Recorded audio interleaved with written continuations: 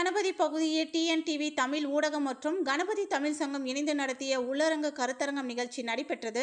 இதில் பல்வேறு கருத்தாளர்கள் தங்களது கருத்துக்களை தெரிவித்தனர். கோவை கணபதி பகுதியில் டிஎன்டிவி தமிழ் ஊடகம் மற்றும் கணபதி தமிழ் சங்கம் இணைந்து நடத்திய உள்ளரங்கு கருத்தரங்கம் நிகழ்ச்சி நடைபெற்றது.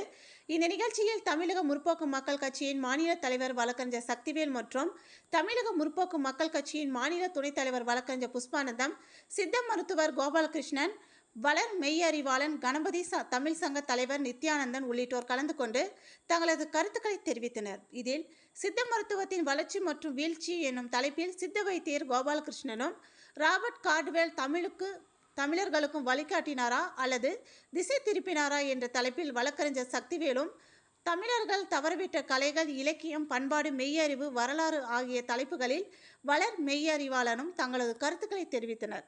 இந்த கருத்தரங்க நிகழ்ச்சியில் கணபதி, செல்வம், சுந்தர், கருணாகரன், முத்துசாமி, குமார் உள்ளிட்டோர் பலர் கலந்து கொண்டனர் என்பது குறிப்பிடத்தக்கது.